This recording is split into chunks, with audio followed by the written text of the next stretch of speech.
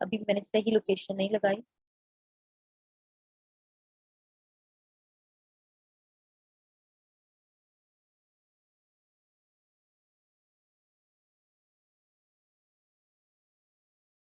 Persian gulf के नीचे वाला गल्फ ऑफ ओमान मेंशन किया था, लगता है वो एरेज हो गया। गल्फ ऑफ ओमान होता है इधर, भूला ना करें, जल्दी जल्दी याद रखा करें ना। ठीक हो गया, ये था। और मैं आपको कह रही थी ये डेड सी रेड सी, इनकी लोकेशंस प्लीज याद रखिएगा। अ, इसको मैं करती हूँ सही ड्रॉ ताकि आपको लोकेशन सही पता लगे। यहाँ से बिल्कुल एग्जैक्टली अब ठीक है एरो। ठीक है, ये है आपका डेड सी। डेड सी जिसके अंदर वो सॉल्ट बहुत ज्यादा है। ठीक है, ये हो गया। अब डेड सी से बिल्कुल यहाँ पे मेडिटेरेनियन सी ये सारा है। यहाँ पे जो ऊपर मौजूद है ये वाला, जो उस दिन नहीं हम कर सके थे, बाकी सीज हमने कर लिए थे, ये वाला जो सी बनता है that is Black Sea. Adriatic Sea इसके ऊपर किया था ना यहाँ पे जाके, एड्रियाटिक आपके पास लिखा हुआ है। ठीक है, तो दैट इज ब्लैक सी। ये वो सीज हैं जो पेपर में आते हैं। ठीक है,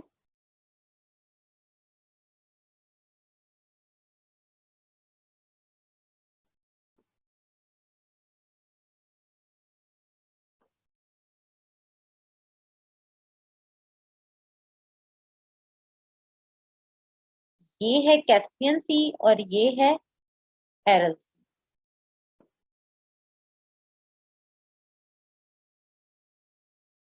उस पिक्चर में ये क्लियर नहीं थे। सेलेनिटी कितनी है अब्दुल सलाम, सर्च करो ना। 30 के करीब है, कोई 32 है क्या है। ये बड़ा वाला आपने याद रखना है कि कैस्पियन सी है, उस मैप में था नहीं, क्लियर नहीं था, तो मुझे ड्रॉ करना पड़ना था, तो मैंने कहा जिधर बना हुआ होगा सी उधर हम कर लेंगे ना, एरल सी। ठीक है जी, ये आपके हो गए, हमने इस जगह वाले सी सारे कर लिए। ठीक है, बाकी आपको यहाँ वाला पता है, व्हाइट सी का आपको पता था व्हाइट सी किधर बनता था।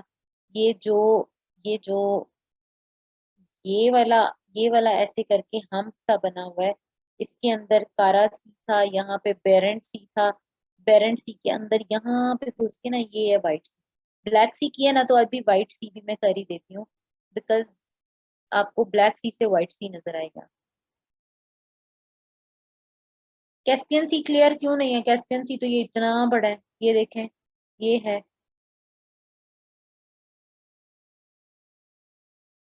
ये वाली जगह पे आपका व्हाइट सी बनता है, जहां पे देखो, करना पता कैसे याद होता है।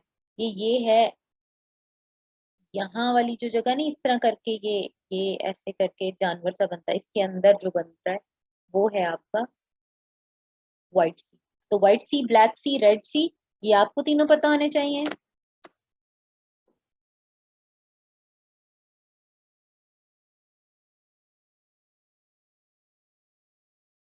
कहते हैं Caspian sea is the largest lake of the world. हाँ जी, इस तरह का कोई क्वेश्चन आता भी है। और बस जी, बाकी उधर वाले मैंने आपको सारे करवा दिए थे। गल्फ ऑफ गिनी भी करवा दिया हुआ है, नॉर्थ सी भी करवा दिया है, गल्फ ऑफ बोथीनिया या बोथनिया, सॉरी, ग्रीनलैंड सी, बेरेंट्स हुए है ना, बस यही था। बाल्टिक को पता है किधर है, बाल्टिक यहाँ पे करके था।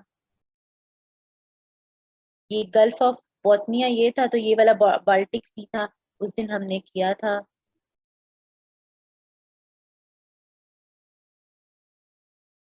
बाल्टिक सी के इर्द गिर्द कौन से कंट्रीज बनते हैं, ये जो इम्पोर्टेंट सीज है ना, इनके इर्द गिर्द कौन से कंट्रीज बनते हैं, ये जरा आप लोग लिख लीजिएगा, याद कर लीजिएगा, ताकि आपको जब डिटेल्ड पढ़ाया जाता है तो उसमें तो मैं वो भी पढ़ाती हूँ ना, एक एक कंट्री पढ़ाती हूँ, कि तो फिर एक एक कंट्री के साथ आपको याद होता है। नहीं नहीं, अलग अलग पढ़ाना था, अगर एक ही दिन पढ़ाती सारे सीज तो कभी भी याद ना होते। अभी देखें, आपको मिडिल ईस्ट के सी, आपको सेंट्रल एशिया के सी, आपको यूरोप वाले सीज एक दिन हमने कर लिए थे, यूरोप और अफ्रीका वाली साइड वाले, अमेरिका वाले एक दिन कर लिए थे। आज हमने सेंट्रल एशिया, मिडिल ईस्ट और क्या किया है, ईस्ट एशिया। ठीक है, ईस्ट एशिया, एशियन और ऑस्ट्रेलिया के बीच में तो एक दो ही बनते हैं, वो वाला किया है। तो वो अभी मिक्सचर नहीं बनेगा, अलग अलग पे किया है। तो आपने खुद अपने उसके ऊपर लिख लेना है कि ये अमेरिकन वाले हैं, एक दिन इन्होंने यूरोप और रशिया के सारे और अफ्रीका के पढ़ाए थे, फिर सेंट्रल एशिया के, मिडिल ईस्ट के, ईस्ट एशिया के, और ऑस्ट्रेलिया न्यूजीलैंड के बीच में जो आता है वो पढ़ाया था। ठीक है। अब आपने एक चीज क्या करनी है, अब आपने इन सारे सीज को काउंट कर लेना है, या आपने वैसे सर्च कर लेना है, क्या पता अभी भी कुछ ना कुछ मिस हो गया हो। देखो, ह्यूमन लिमिटेशन होती है, मेरी भी तो लिमिटेशन है ना, क्या पता स्टिल अभी मेरे से एक दो या तीन कुछ ना कहीं तो मिस हो ही जाता है। और दुनिया इतनी बड़ी है, और दुनिया इतनी कॉम्प्लेक्स है, मुझे जितने भी याद होंगे फिर भी कुछ ना कुछ रह ही जाएगा ना। तो मैं ये कहती हूँ कि आपने क्या करना है, टोशंस जैसे आपको पता है कि 5 हैं, तो total number of seas, total number of bays आपको पता होने चाहिए कि कितने, और टोटल नंबर ऑफ गर्ल्स। ठीक है। ये आपने अब अपना सर्च करना है ऑथेंटिक जगह से जाकर। बिल्कुल विकिपीडिया पहले ही आ जाता है तो उसी को कॉपी में ना लिख लिया करें, थोड़े हाथ पांव हिला के इधर उधर चले जाया करें। बात ये हो जाती है। ठीक है, अमेरिकन हम कर चुके हुए हैं सबसे पहली वाली क्लास में। दैट्स इट जी, ये हमारी क्लास हो गया है। चलिए अब करंट अफेयर स्टार्ट करते हैं। करंट अफेयर के जो पॉलिटिकल इवेंट्स हुए हैं अप्रैल और मई के अंदर, वो वाले कंप्लीट करते हैं।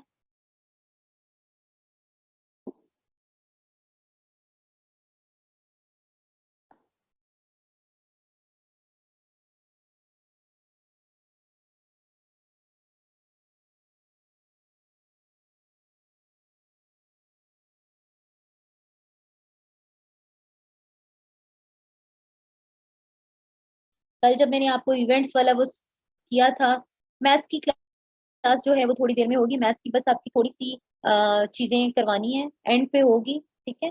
और थोड़ी सी चीजें आपको करवानी है, मेरे ख्याल से सीरीज की कुछ और रहती हैं, और कुछ और क्वेश्चंस जो घुमा फिरा के क्वेश्चंस आ जाते हैं ना, तो वो है, वो करना है।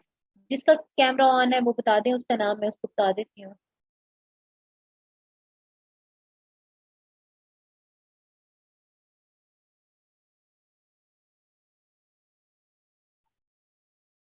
किसका ऑन है? ये सदाम हुसैन का, आतिका सरफराज।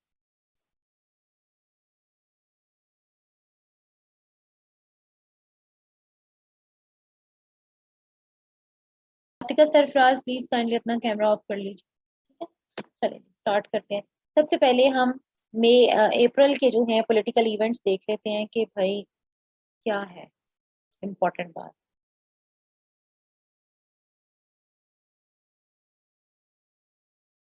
सबसे पहले जो 1 अप्रैल को चेंज आया, 1 अप्रैल को ये चेंज आया, सदाम का भी ऑन है, सदाम बंद करें। 1 अप्रैल को जो चेंज आया वो ये आया कि जो आपने कल रोना नहीं डाला हुआ था, जो आप मुझे गलत कराते रहते हैं चीजें मिल मिला के, शौकत तरीन को जो है ना, वो हेड बना दिया गया इकोनॉमिक एडवाइजरी बोर्ड का। शौकत तरीन head of economic advisory board. अब इस तरह के जो इवेंट, इस तरह की जो चीजें होती हैं, जब पॉलिटिकल स्ट्रक्चर में चेंजेस आते हैं ना, तो वो जरूर किए जाते हैं। ठीक है। अच्छा जी, ये अब मैं लिख रही हूँ गलत जगह पे। अब मैं वापस अपने पॉलिटिकल वाले बोर्ड पे चलती हूँ, और मैं इसको उधर जाके पेस्ट करती हूँ। ठीक है।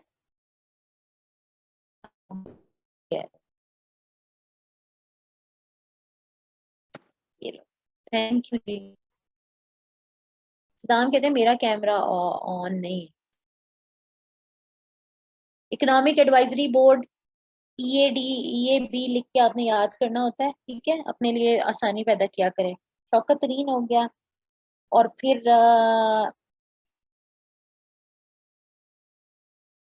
यकम कोई एक और चीज हुई, 1 अप्रैल को ये एक और चीज हुई। और चीज क्या होती है, फर्स्ट कोई ना उसके, ये इसके खिलाफ हुआ ना, शौकत तरीन को बनाया गया वो, तो जहांगीर तरीन के खिलाफ ना, और अली तरीन उसका बेटा है ना, जहांगीर तरीन और अली तरीन के खिलाफ एफआईआर रजिस्टर हो गई, न्यू एफआईआर।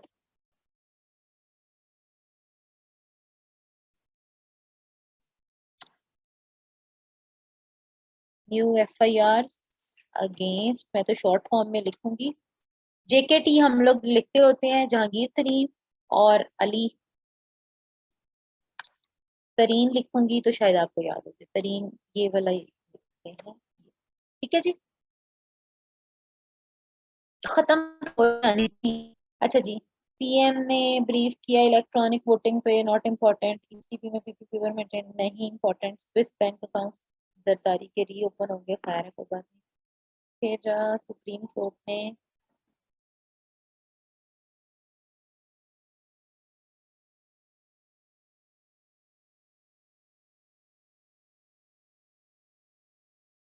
ठीक है, अब ये इम्पोर्टेंट है। जरदारी का बयान आया कि जब तक नवाज शरीफ नहीं आता पाकिस्तान तो हम तो नहीं करेंगे, हम तो इस्तीफे नहीं देंगे। तो पीडीएम ने क्या डिसाइड किया कि वो जो है पीपीपी से अलग हो जाएंगे। और ये कब हुआ? 3 अप्रैल को होता है। पीएम, अब मैं इसको शॉर्ट फॉर्म में लिख रही हूँ, splits from PPP and ANP. Show cause notice तो उन्होंने बाद में दिया था ना, वो वाला बाद में दिया था, वो फिर जब मीटिंग हुई थी तो पीडीएम हैज डिसाइडेड, और PDM decided on 3 April to part ways with people's party of Pakistan and ANP, ठीक है, अवामी नेशनल पार्टी, और न्यू अलायंस बना ली 5 अपोजिशन पार्टीज की हैं। ठीक है जी, ये आपके इम्पोर्टेंट नहीं है। फिर अब आती है अगली इम्पोर्टेंट बात। 3 तारीख को ये एक और इवेंट होता है। वो इवेंट क्या होता है? 3 अप्रैल को यूके गवर्नमेंट ने पाकिस्तान को रेड लिस्ट पे रख दिया। यूके गवर्नमेंट को पाकिस्तान ऑन रेड लिस्ट, इस तरह की चीजें आती है ना पेपर में, ठीक है, रेड लिस्ट पे रख दिया। फिर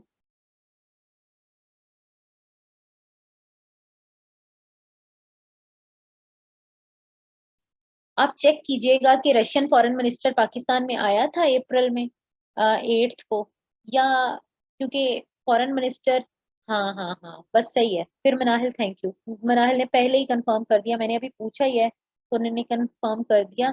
ये 6 to 7 अप्रैल को लेवरोव जो है उसका नाम, ठीक है। रेड लिस्ट ऑफ व्हाट, मुझे नहीं पता। Red list, black list, grey list, आपको नहीं पता?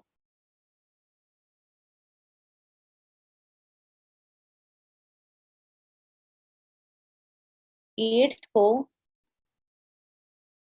7 अप्रैल को उन्होंने 7 अप्रैल को विजिट किया था। 7 अप्रैल को विजिट किया रशियन, और 8 को डिसाइड हुआ कॉपरेट करेंगे जी। फॉरेन मिनिस्टर जो रशिया का फॉरेन मिनिस्टर था इमरान खान बैठे हुए थे, और जनरल बाजवा सीओएस हमारे बैठे हुए थे। और फिर इन्होंने कहा कि हम जो है ना अगले सारे जितनी भी बहुत सारी चीजें होंगी, कौन सारी चीजें होंगी, डाइवर्स फील्ड्स में हम कॉपरेट करेंगे, ठीक है जी। और वो डाइवर्स फील्ड्स कौन कौन से थे? वो डाइवर्स फील्ड आपको पता है, वो डिफेंस से रिलेटेड थे। तो ये इंपॉर्टेंट मीटिंग थी कि उन्होंने कहा कि हम डिफेंस और काउंटर टेररिज्म से रिलेटेड, और इकोनॉमिक मिलिट्री, हाँ जी अक्सा बिल्कुल सही है। डिफेंस, काउंटर टेररिज्म और नेवी वगैरह वाले एरिया में ना हम लोग आपस में कॉपरेशन को बूस्ट करेंगे। हमारे जनरल बाजवा प्राइम मिनिस्टर और ये जो आए हुए थे लेवरोव, इन्होंने बैठ के ये बात की थी। तो रशियन फॉरेन मिनिस्टर ने विजिट किया, ये डेट कंफर्म है 6 to 7 अप्रैल। क्या हमने विजिट किया था?6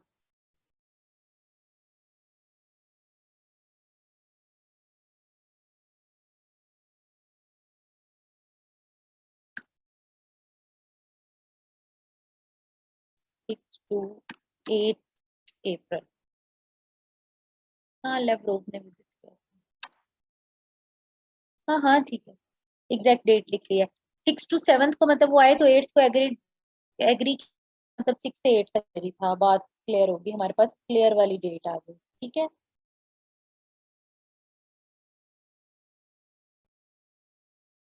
8 तारीख को पीटीआई के जितने भी एमपीएस थे ना, वो अलग होके वो जो जहांगीर तरीन के साथ एक ग्रुप बना लिया था ना, तो मूसा ने एक और बात बताई कि 9 साल के बाद ये विजिट हुआ था, ठीक है।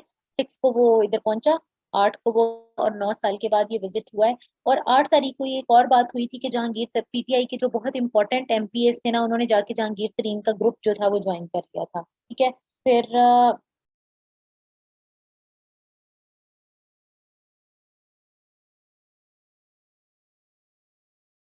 चेयरमैन ऑफ एफबीआर जो था वो 10 तारीख को आपके चेंज हुए। किसको चेयरमैन एफबीआर बनाया गया? चेयरमैन एफबीआर इम्पोर्टेंट बात है ना, मेरे ख्याल से तो इम्पोर्टेंट है। न्यू चेयरमैन एफबीआर बनवाए आपके आसिम अहमद।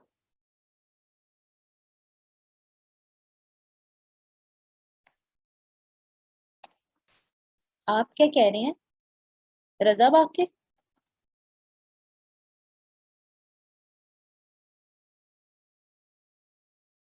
नहीं, मुझे तो लगता है कि आसिम अहमद को बनाया था। आसिम अहमद वो वाले नहीं थे जो सीनियर ऑफिसर थे inland and revenue services service के, ठीक है, आईआरएस के सीनियर ऑफिसर थे, इनको एफबीआर का चेयरमैन बनाया था आसिम अहमद, ठीक है। तो तुम क्या मुझे मिसगाइड करते रहते हो? अच्छा, फिर जहांगीर तरीन ने एक डिनर दिया था, आपको याद है? ये भी जी head of the State Bank है। ऐसे ही गलत लोग इन्फॉर्मेशन फैलाते रहते हैं। तो आसिम अहमद न्यू बने चेयरमैन। और 10 तारीख को ये एक और इवेंट होता है। वो इवेंट क्या होता है? 8 MNAs थे और 10 MPs थे जिन्होंने जहांगीर तरीन के घर पे वो डिनर अटेंड किया था, याद है? जिसके बारे में बड़ी न्यूज आ रही थी। तो 10 तारीख को ये हुआ था, ठीक है। आगे चलते हैं। था ना इशू किया था, वो 12 तारीख को है। 12 तारीख को पीडीएम ने टीपीपी को शो कॉज नोटिस दिया था। पीडीएम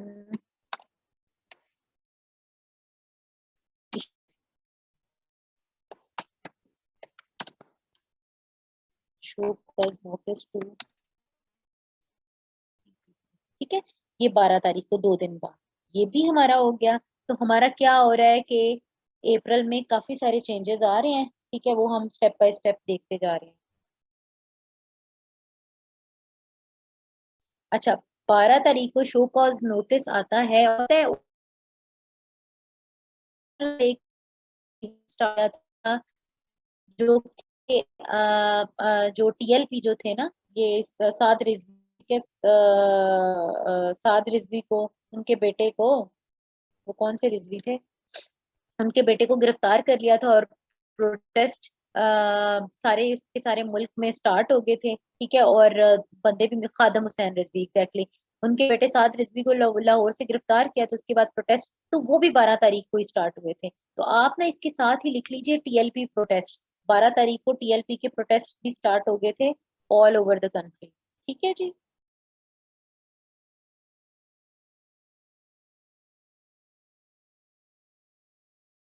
अब 15 तारीख को आपका बहुत बड़ा स्ट्रक्चरल चेंज आता है गवर्नमेंट के अंदर, जिसमें फवाद चौधरी को दोबारा इंफॉर्मेशन मिनिस्टर बनाया गया। एक बात बता दें प्लीज, हमें कैसे प्रीवियस फैक्ट्स और इवेंट्स कलेक्ट कर सकते हैं? डेट वाइज सर्च करें। डेट वाइज नहीं, बहुत सारी जगह से मैं कोई 15 या 20 टैब्स अगर खोलूँ ना, तो फिर उसके अंदर से ये डाटा कलेक्ट होता है। ऊपर लिखने सर्च करने का एक तरीका नहीं होता। सर्च क्यूरीज डिफरेंट डिफरेंट तरीके से आप डालते हैं, तो फिर आपको ये इवेंट्स आते हैं। अच्छा जी, 15 तारीख को जो मैं आपको सबसे मोटी सी एक बात लिखवा रही हूँ ना, जो मेरे लिए बहुत इंपॉर्टेंट थी, क्योंकि ये देखिए ये सारी की सारी चेंजेस आई एक ही डेट पे। स्ट्रक्चरल चेंजेस, नहीं, चेंजेस इन गवर्नमेंट स्ट्रक्चर। अब ये मैं अपने याद रखने के लिए लिख रही हूँ। अब मुझे नहीं पता कि इसके लिए प्रॉपर टर्म क्या होती है। चेंजेस क्या आए?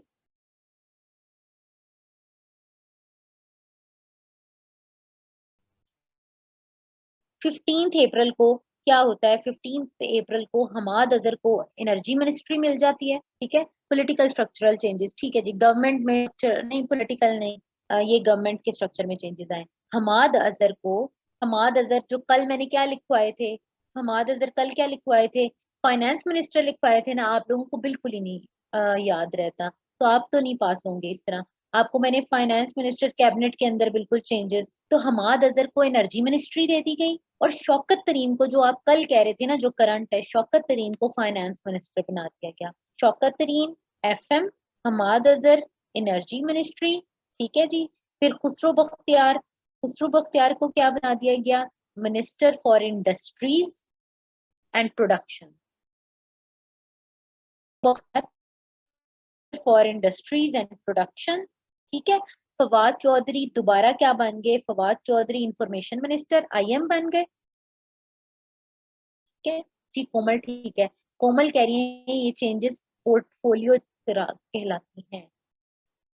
अच्छा जी, फवाद चौधरी दोबारा इंफॉर्मेशन मिनिस्टर बन गया। अब मेरी बात सुनो, फवाद चौधरी से पहले इंफॉर्मेशन मिनिस्टर कौन था, शिबली फराज थे ना, और शिबली फराज से पहले कौन था, फिरदौस आशिक अवान, ठीक है। और फिरदौस आशिक अवान से पहले कौन था, मेरे ख्याल से फिर फवाद चौधरी।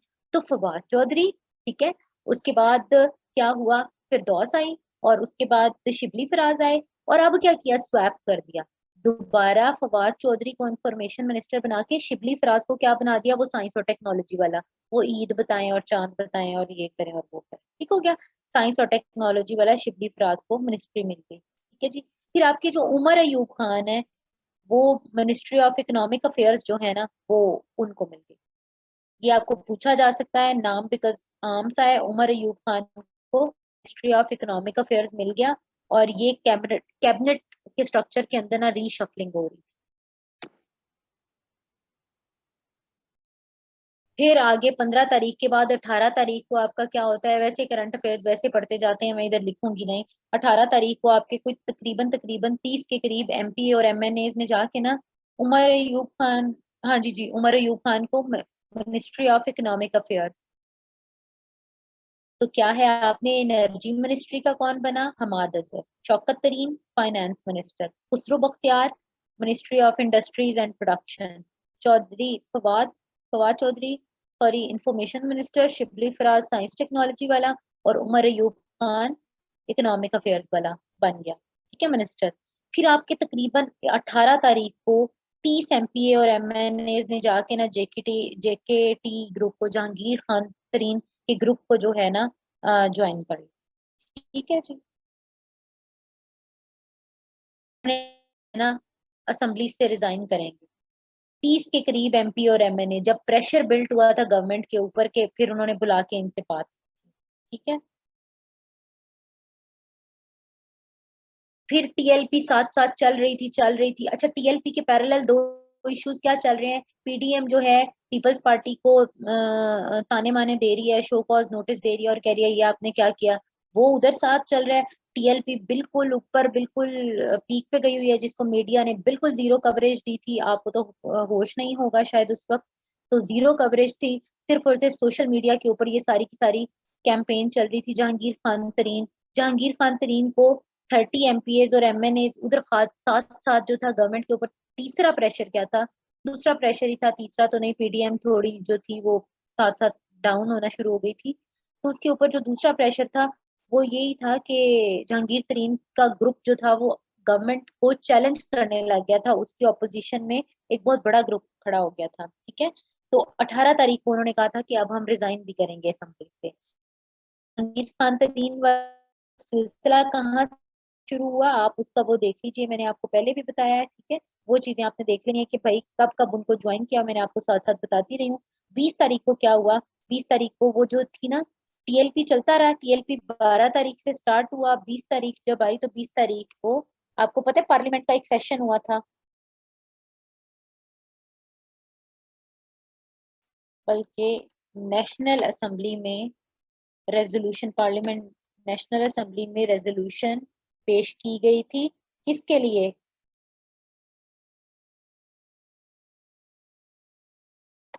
फ्रेंच एनवॉय की एक्सपल्जन के लिए, कि उसको एक्सपेल करना है कि नहीं करना, on the issue of expulsion of French envoy, वही कहते थे ना फ्रांस के इसको सफीर को बाहर निकालें, ठीक है। तो वो जो रेजोल्यूशन पेश की गई थी, ब्लास्फेम, वो वाला जो था, टीएलपी को बैन भी किया था। हाँ, टीएलपी का बैन इतना इम्पोर्टेंट नहीं है वो, क्योंकि वो रहना नहीं था।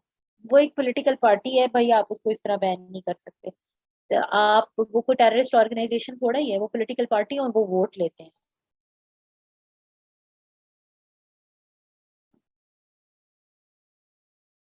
अच्छा, उसके साथ ही एक इवेंट 22 को होता है, शहबाज शरीफ को बेल मिल जाती है। 22 को शहबाज शरीफ को, ये खैर लिखना इंपॉर्टेंट नहीं है बिकॉज ये पेपर में कभी भी नहीं पूछा जाएगा, क्योंकि ये बहुत सियासी सी गुफ्तगू है।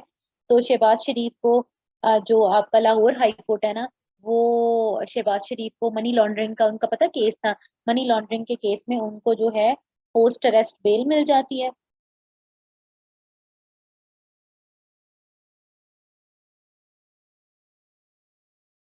फिर आगे जाकर 26 को 25 को 26 को कोई इवेंट नहीं इम्पोर्टेंट।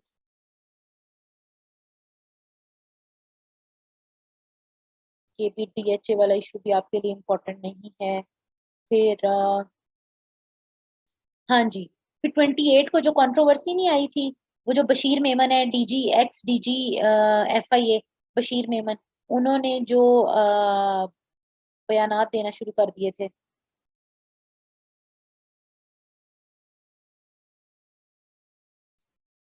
बशीर मेमन ने टीवी पे आकर, आपको पता है, एक इंटरव्यू दिया था। वो ये जो शाजेब खानजादा को दिया था मेरे ख्याल से, जिसके बाद ये इशू बहुत ज्यादा उछला। शाजेब खानजादा को उन्होंने इंटरव्यू दिया और उन्होंने कहा कि काजी फायज ईसा के खिलाफ जो केस है, पीएम ने मुझे कहा था कि इसके खिलाफ केस बनाओ, तो वो आपको 28 जनवरी को, 28 अप्रैल को होता है, वैसे आप लिख लीजिएगा। Next day he backed of. हाँ, इस तरह ही है।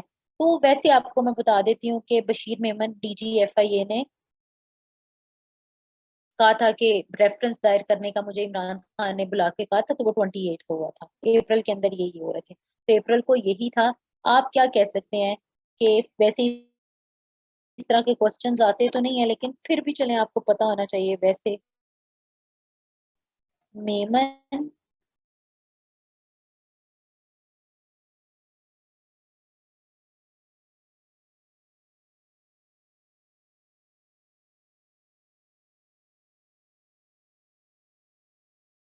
पॉलिटिकली सबसे इम्पोर्टेंट, जो बहुत ही कोई खास होंगे, तो ये 15 तारीख आपके स्ट्रक्चरल चेंजेस आए हैं, ये आपको पूछा जा सकता है।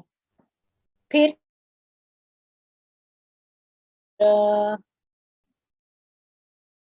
ये भी इम्पोर्टेंट नहीं है, वॉइस, ये भी इम्पोर्टेंट नहीं है। हाँ जी, 7 मई को खान ने विजिट को की, विजिटेड, जहां से हम वो फिर चावल चावल बोरियां लेकर आए।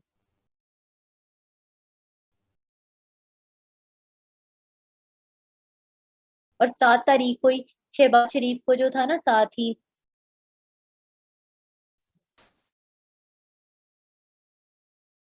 मैंने लिखा ही नहीं है, पीएम और सीओएस, ठीक है, विजिट, यस। 7 तारीख को क्या हुआ था, 7 तारीख को ना साथ ही शहबाज शरीफ मिल गई थी इजाजत कि लाहौर हाई कोर्ट आ सकते हैं ट्रैवल करने के लिए। अपना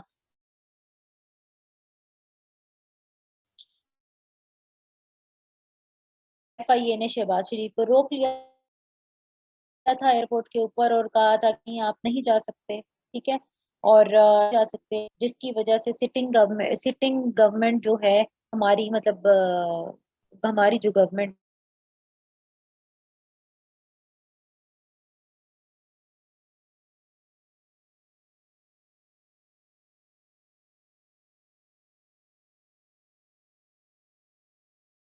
एफएटीएफ वाला, यहाँ पे ये वाली इंपॉर्टेंट चीज नहीं है, PM director,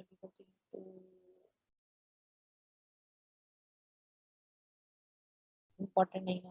inquiry of private ring road, 15 तारीख को आपका रिंग रोड है ना, उसकी इंक्वायरी स्टार्ट हो गई। कंट्रोवर्सी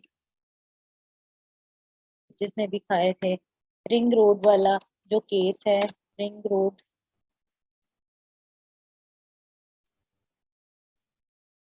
इशू हमारा स्टार्ट हो गया था। 7 को क्या हुआ था, मैं आपको बता देती हूँ। 7 तारीख को हमारे प्राइम मिनिस्टर ने सऊदी अरेबिया, और 7 तारीख को लाहौर हाई कोर्ट ने परमिशन दी, शहबाज शरीफ बाहर जा सकते हैं। 8 तारीख को एयरपोर्ट, 10 को कोई इम्पोर्टेंट बात, 11 को नहीं हुई, 12 को नहीं हुई, 15 तारीख को जाकर ना पीएम ने ऑर्डर किया कि ये जो रिंग रोड इशू नहीं कहते हम इसको, स्कैम कहते हैं, इसकी इंक्वायरी करें। Inquiry ordered by PM. अब जब आपके पास इस तरह एक टाइमलाइन होगी ना, तो आपको कल को ना तैयार करने आसान है। ओके जी। फिर आगे, interior ministry has placed Shahbaz Sharif on ECL list. तो आप क्या किया, इंटीरियर मिनिस्ट्री 17 तारीख तक ये साथ साथ चल रहा था, तारीख शहबाज शरीफ को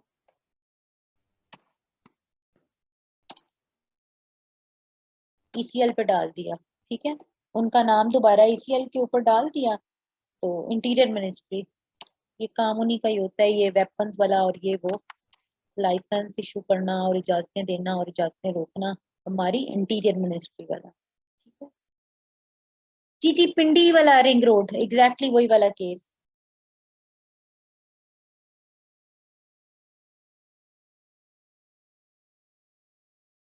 ओके, 24 को क्या करते हैं, 24 को पीएम जो है सही हेडक्वार्टर्स और रीजनल सिक्योरिटी के ऊपर ब्रीफ लेते हैं।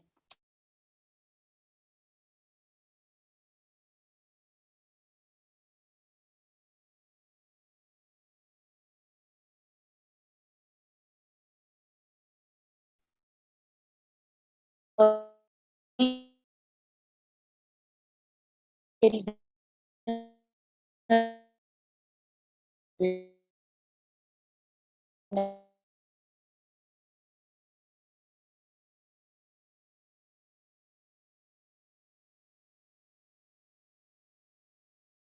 For Majeed 120 days. ठीक है, उसको एक्सटेंड कर दिया।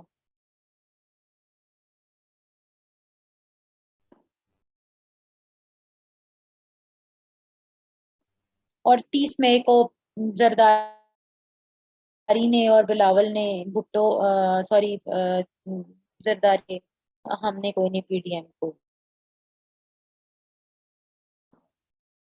ठीक है, उसने आके बयान दे दिया, खैर इसके लिए इम्पोर्टेंट नहीं है। US extension, chief of army की एक्सटेंशन की डेट 12 अप्रैल है। Pakistan admitted admitted to Amazon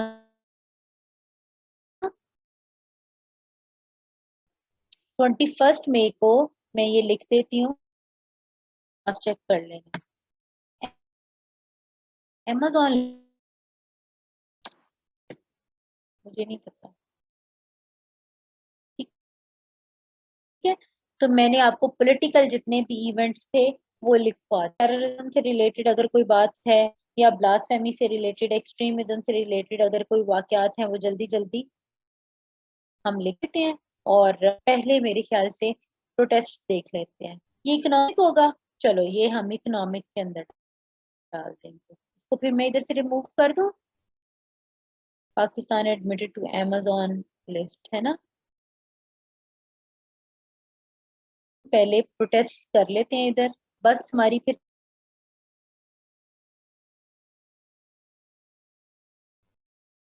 अब ये थोड़े से ढूंढने आपके,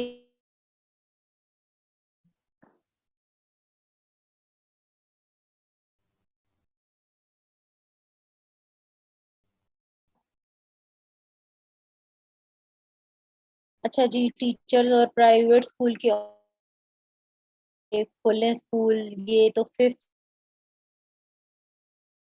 करना।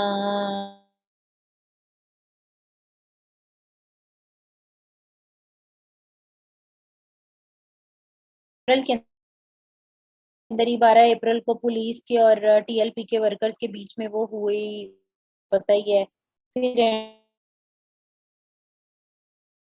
सेकंड डे था, पता ही है आपको। फिर पाकिस्तान ने बैन किया,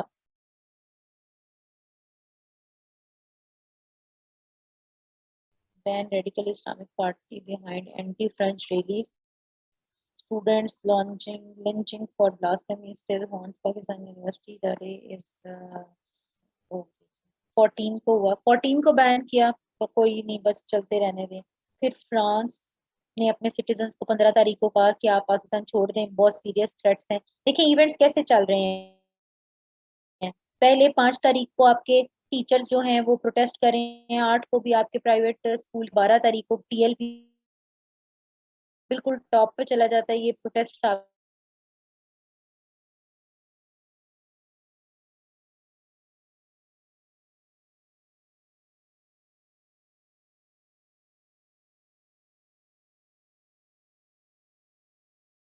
के क्लैशेस वगैरह पुलिस के साथ बहुत होते हैं। 12 को भी, 13 को ज्यादा हो जाते हैं। 14th को क्या होता है, 14th को हम बैन करते हैं इसको, टीएलपी को। और 15 फ्रांस एडवाइस करता है अपने सिटीजन्स को कि आप जो है ना प्लीज अपना ख्याल रखें और मुल्क छोड़ दें जल्दी जल्दी। 16 को सोशल मीडिया, 12, 13, 14, ठीक है, आपने इस तरह से अपनी खुद ही टाइमलाइन बना लेनी है। 12 को प्रोटेस्ट, 13 को क्लैशेस,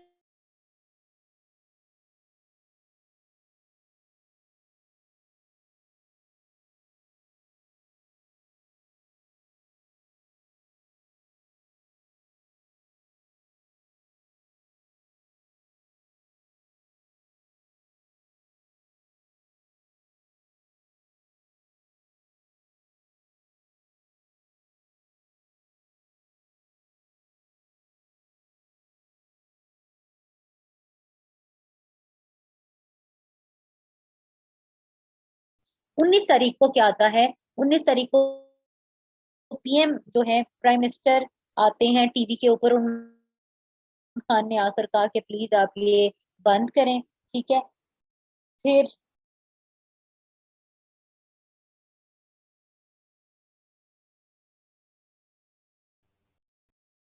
आगे क्या होता है पता नहीं किधर के। given important or protest continued South Waziristan after murder of teenagers। 28 Pakistan में मारे गए थे ना, उनका प्रोटेस्ट था।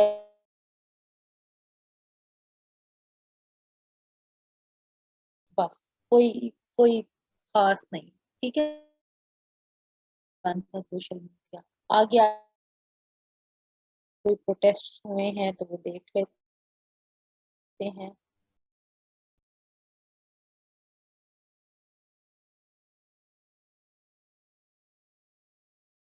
था लोगों ने कहा कि जी हमने नहीं करनी दुकानें बंद, कोरोना वायरस पे हमने नहीं लॉकडाउन करना। छोड़ें, खैर ये इम्पोर्टेंट नहीं है।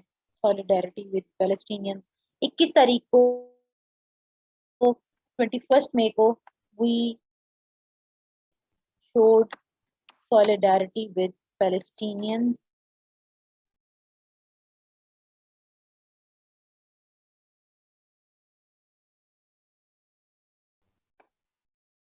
गवर्नमेंट एम्प्लॉय वाला 13 मई वाला इतना इम्पोर्टेंट तो नहीं था, जो प्रोटेस्ट था वो वाला इम्पोर्टेंट था जिसमें उन्होंने तनख्वाहें बढ़ाने वाली बात की। सॉलिडारिटी 21 मई को प्रॉपर लिख देती हूँ कि सॉलिडारिटी विद।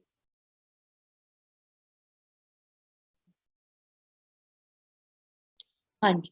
अब आता है इम्पोर्टेंट, असद अली तूर पे फिर हमला हुआ। असद अली तूर वाले हमले के बीच में 26 मई को असद अली तूर के ऊपर तो हमला बहुत पुराना हो गया था ना। हाँ जी। बिल्कुल आपने सही कहा है कि नासिर दुरानी जो थे वो पास्ट अवे इन लाहौर। 19 अप्रैल को ये होता है। और 19 अप्रैल को ही prime minister Imran Khan TV के ऊपर आके कहते हैं कि खुदा का खौफ करें, ठीक है, तो इस तरह ना करें। तो असद अली तूर जो था उसके ऊपर जो हमला हुआ, उस पे जर्नलिस्ट ने प्रोटेस्ट किया था इस्लामाबाद में 26 को। Protest by journalist community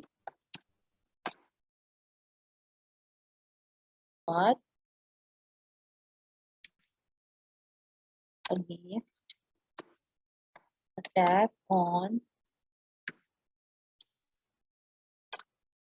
Asad Ali Toor. ठीक है, असद अली तूर को गाली मारी थी, नहीं गोली मारी थी ना, वो जो वॉक कर रहे थे, शायद जॉगिंग शॉगिंग कर रहे थे।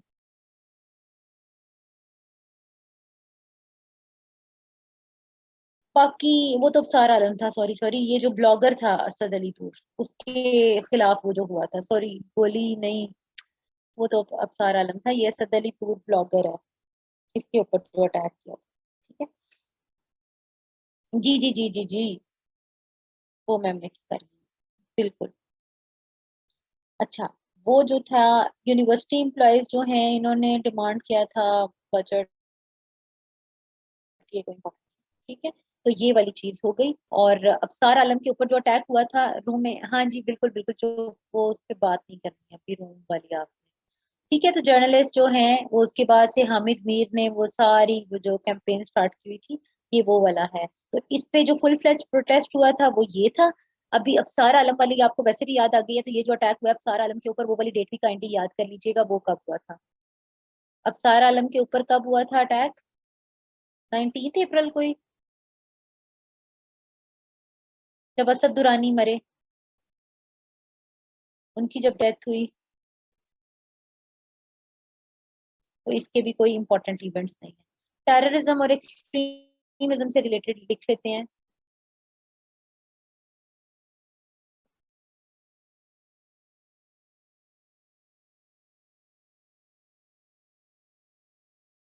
कोई मैं देख लेती हूँ, कोई ब्लास्ट हुआ, छोटे छोटे मैं नहीं करूंगी।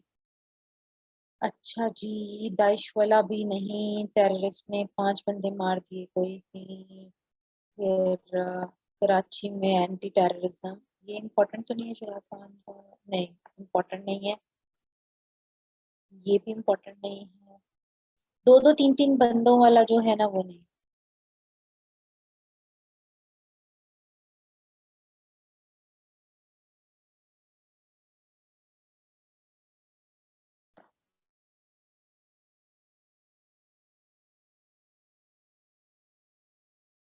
टेररिज्म से रिलेटेड क्या है, जो आप लोग मुझसे पूछ रहे थे ना, 13 अप्रैल वाला, वो यहाँ पे उस टाइम में चुप कर गई थी, रेड लिस्ट वाली बात। वो जो 13 अप्रैल वाली बात थी ना, वो ये है कि UK puts Pakistan on high risk country list. UK puts Pakistan on high risk countries list, ठीक है। टेरर फाइनेंसिंग, वो रेड लिस्ट में भी एक रखा, और एक ये 13 को यूके ने हाई रिस्क कंट्रीज वाली लिस्ट में भी इनको रखा है। ग्रे लिस्ट अलग लिस्ट है, और ये वाली लिस्ट अलग है, कल किसी ने बात की थी, ठीक है। टेरर फाइनेंसिंग और मनी लॉन्ड्रिंग के ऊपर ये रख दिया। और पिशावर में ये हुआ, कोई बात नहीं। नेक्टा ने कहा कि,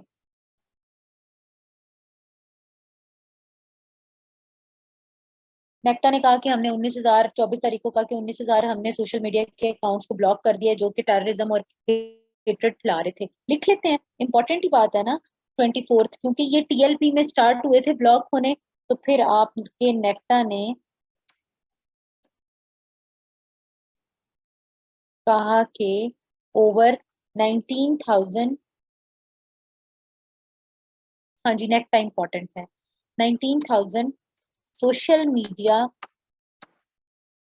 अकाउंट्स जो हैं ब्लॉक। इंपॉर्टेंट चीज है ना, इतने सोशल मीडिया अकाउंट्स ब्लॉक हो गए, बहुत सारे for spreading hatred and terrorism, for spreading terrorism, ठीक है। वो क्या होता है, काबले नहीं, नफरत अमेज वो खिला रहे हैं, कुछ इस तरह की बात होती है। ये भी है, सिक्योरिटी सेटअप आइडेंटिफिकेशन, ठीक है ठीक है ठीक है, जाने दें।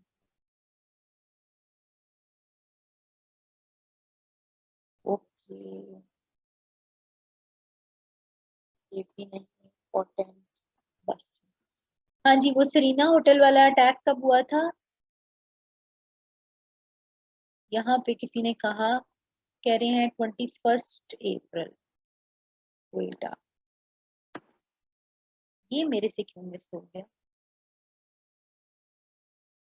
ये डेट सीधी करके आप अपनी लिखिएगा।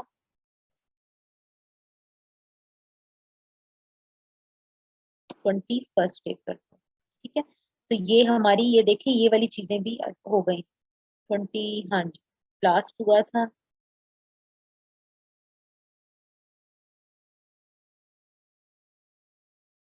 और मई के अंदर कोई एक्टिविटी देख लेते हैं।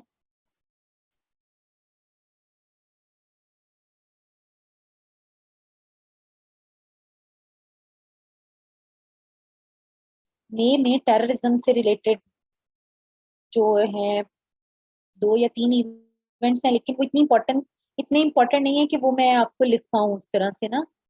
मतलब पुलिस अरेस्टिंग हिटमैन, नहीं जी, कोई इम्पोर्टेंट नहीं। ठीक है, तो यही था। पीसी था, सरीना था, क्वेटा में, मेरे ख्याल से सरीना है। ठीक है, सरीना है, मुझे लगता है सरीना ही है ना, पीसी नहीं है। पीसी मुजफ्फराबाद में है, सवात में पीसी है।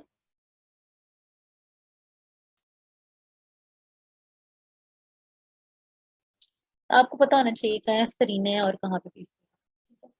बूरबन पीसी तो चले, वो है ही है, वो तो सबको पता होता है। मुजफ्फराबाद में भी पीसी है, और सरीना हुंजा में है फिर। हुंजा में है ना सरीना। 21 में चमन ब्लास्ट ऑन पैलेस्टीनियन। हाँ जी, ये मैं लिखने लगी थी नायाब, लेकिन देख लें, ये साउथ वेस्ट पाकिस्तान में हुआ था, ये इम्पोर्टेंट है, कर लें।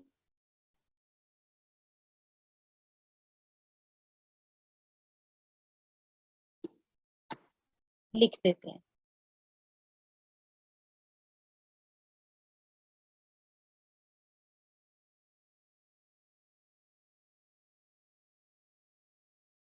ठीक है, ये एक बनता है।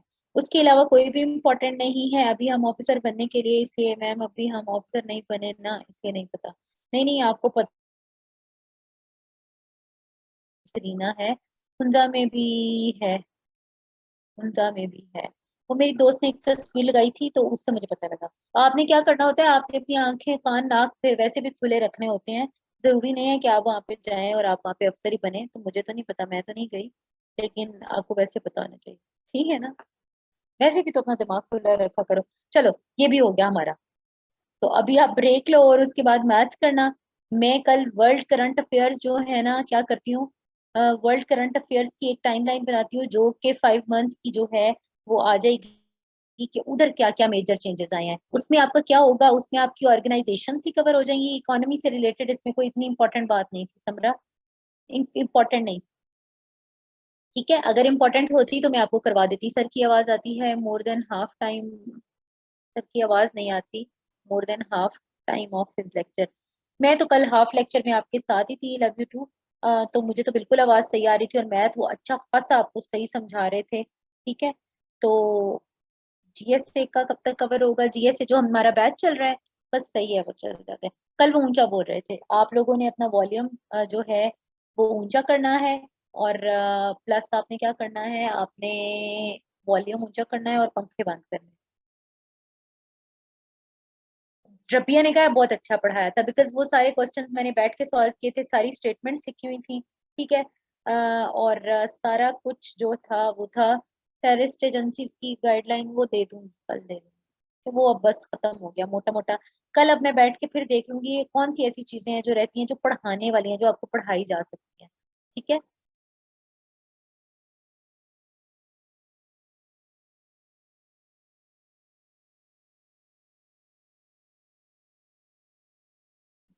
जब यार सिद्रा वो भी जब नए थे ना, तो उनका भी ऐसा ही था। ठीक है, शुरू में बहुत प्रॉब्लम था, आहिस्ता आहिस्ता सब सही सेट हो गया। हाँ जी।